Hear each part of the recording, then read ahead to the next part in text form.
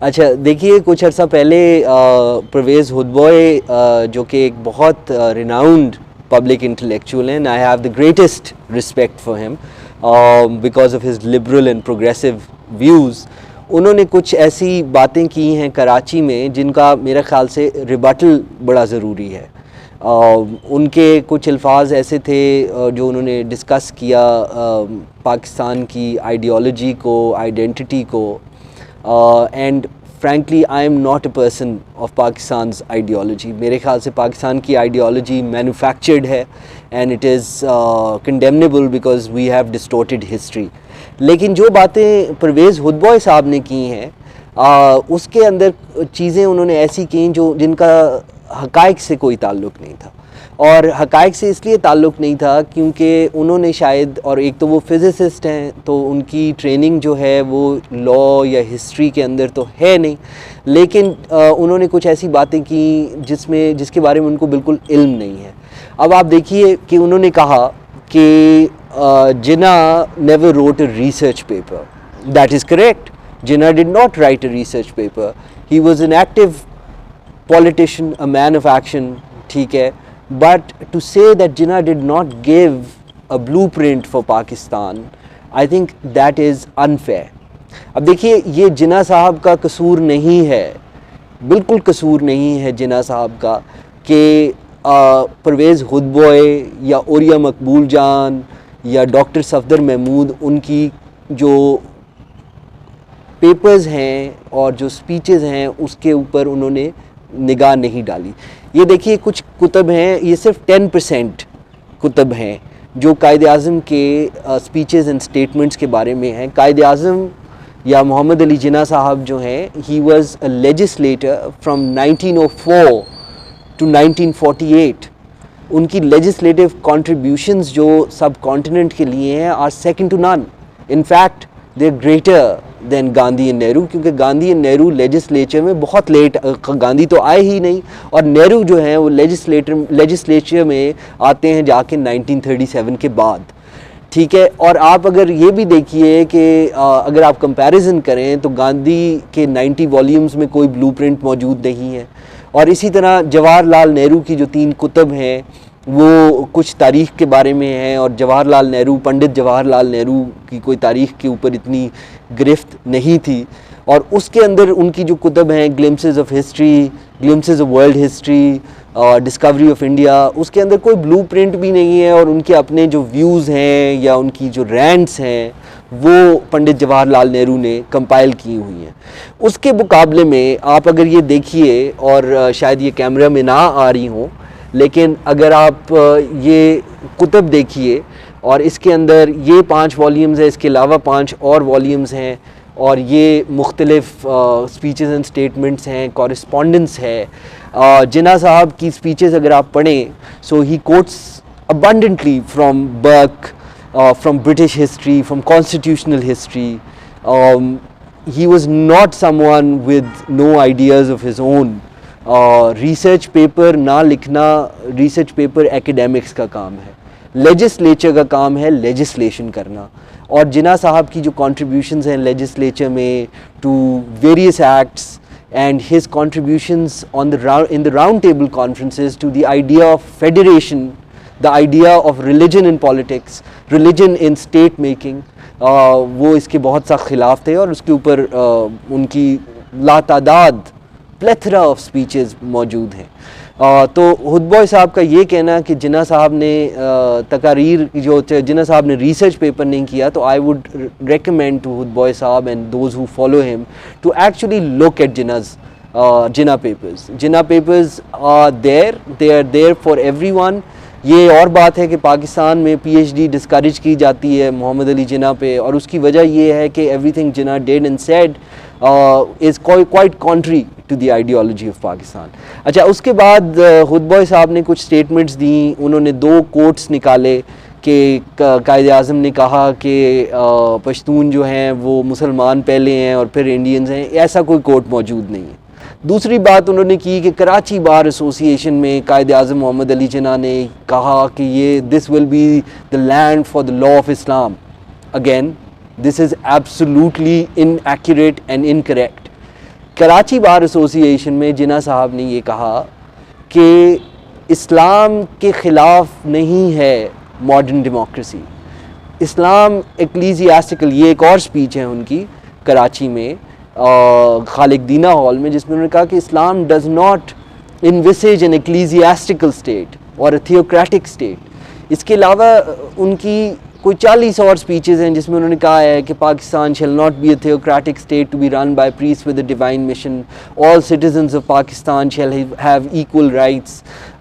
پھر انہوں نے دیکھی ہے کہ جہاں تک اوتھ کا معاملہ تھا، گورنر جنرل کا، منسٹرز کا، گورنرز کا جو اوتھ تھا، اس کے اندر سے انہوں نے، اور یہ بڑی امپورٹنٹ بات ہے جس کو بہت اسلامسٹ اور جناح کے لیفٹ اور لبرل کرٹکس بھول جاتے ہیں، کہ جناح نے اوتھ کے اندر سے the words so help me God نکال دیا تھا، اور ان کا کہنے کا، اور یہ by the way Indian oath میں موجود تھا، پاکستانی اوتھ میں موجود نہیں تھا.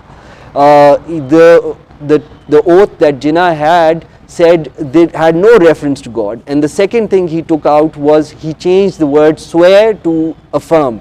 Now any lawyer or barrister knows that oath جو ہوتا ہے وہ دو طریقے سے کیا جاتا ہے. You can either swear an oath or you can affirm an oath. Swearing an oath is a religious connotation. Affirming an oath is actually a secular thing where you affirm on your own conscience.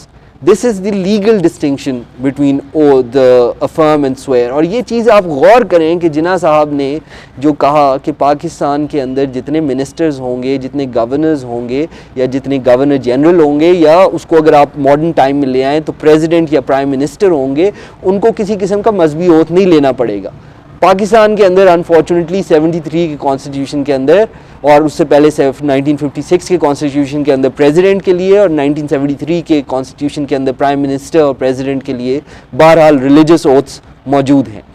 تو اگر آپ یہ دیکھیے تو جہاں تک یہ تعلق ہے کہ جناح کے آئیڈیاز کلیئر نہیں تھے، یا جناح کنفیوز تھے، یا Pakistan was born in a state of confusion, I think that is completely unfair, in accurate.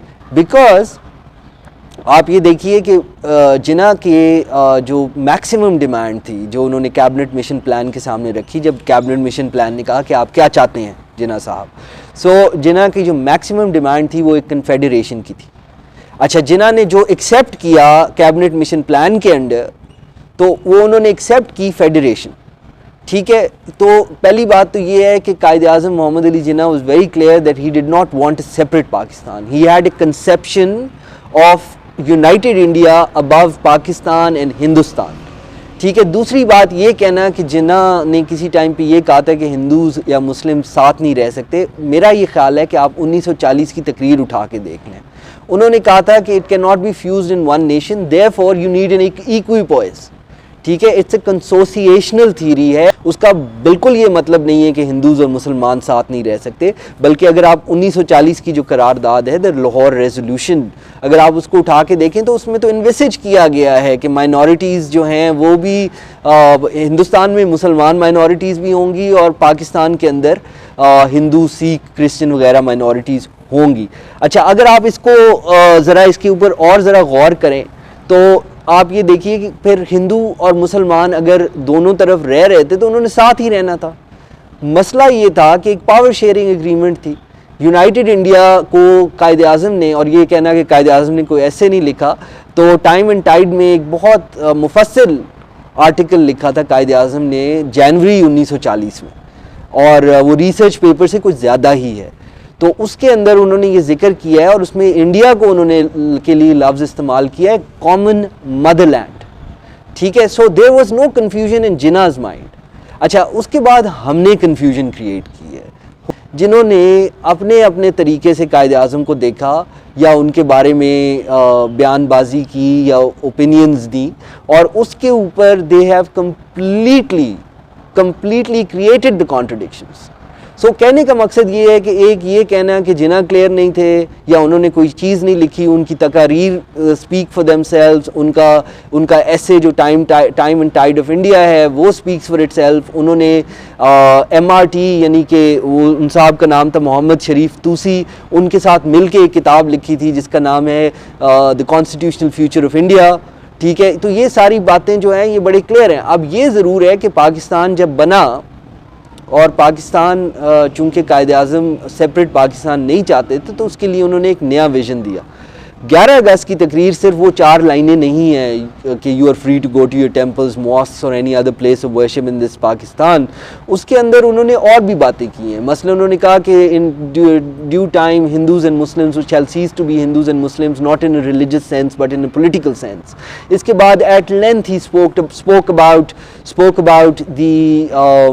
the Protestant Catholic conflict in England. ٹھیک ہے. He spoke about there being no bars against any community in Pakistan. So these are very clear visions. So اب میں آپ کو ایک 4 لفظوں کے اندر I will tell you what kind of Pakistan Jinnah wanted. اور اگر آپ یہ تقریر پڑھیں گے اور یہ جناح پیپرز کے اوپر نظر دوڑائیں گے تو آپ کو اس کے اندر یہ چیز جو ہے کرسٹلائز ہو جائے گی. جناح wanted a federation. ٹھیک ہے. جناح wanted a federation of India or a confederation. These were all in the realm of possibility. ٹھیک ہے. جناح کی پاکستان کا آئیڈیا جو ہے وہ لاہور ریزولوشن میں بڑا کلیئر ہے. اٹانومس اینڈ انڈیپینڈنٹ یونٹس وہ پاکستان میں بہرحال نہیں ہو سکا. جناح کا آئیڈیا جو ریلیجن اسٹیٹ کا ہے وہ اگر آپ دیکھیے اوتھ والے ایشو کو اٹھا لیں, دا فیکٹ دیٹ انہوں نے ایک ہندو کو لا منسٹر بنایا. اگر پاکستان میں لا آف اسلام آنا تھا تو ہندو نے کون سی اسلامک لیجسلیشن کرنی تھی. دا فیکٹ دیٹ 11 اگست کی تقریر میں انہوں نے کہہ دیا کہ religion has nothing to do with the business of the state. Religion has nothing to do with the business of the state. بہرحال انہوں کی جو تقاریر جس میں اسلامک ریفرنسز ہیں اگر آپ ان کو اٹھا کے دیکھیے تو اس میں وہ کہہ رہے ہیں کہ Pakistan shall not be a theocratic state. Pakistan shall not be a theocratic state to be run by priest with a divine mission. اچھا, قائد اعظم کی وفات کے بعد آبجیکٹیوز ریزولوشن آتا ہے تو یہ کہتے ہیں کہ جی دیکھیے جناح صاحب کے رائٹ ہینڈ مین نے کیا, اور اگر اتنے کلیئر تھے جناح صاحب تو ان کے فالوورز نہ کرتے. دیکھیے فالوورز جو قائد اعظم کے تھے وہ نیسیسریلی جناح کے سیم پیج پہ نہیں تھے. اگر آپ آبجیکٹیوز ریزولوشن سے لے کے 1954 1955 تک کی کنسٹیچوئنٹ اسمبلی کی ڈیبیٹس دیکھیں تو بارہا جناح صاحب کے کچھ کمپینینز تھے جنہوں نے یہ پوائنٹ آؤٹ کیا کہ جناح صاحب اس طرح کی تھیوکریٹک اسٹیٹ نہیں چاہتے, جناح صاحب ریلیجن کا فیوژن نہیں چاہتے. ٹھیک ہے. اس کے اندر پاکستان نیشنل کانگریس کے کئی لوگ تھے, انہوں نے مفصل تقریریں کی, long speeches, you can pick them آپ. چٹوپاڈیا کی اسپیچ ہے, دت کی اسپیچ ہے, اس کے علاوہ آپ سردار شوکت حیات کی تقاریر پڑھ لیں. انہوں نے بارہا کہا کہ Pakistan shall not be a religious state and mister Jinnah did not want a religious state.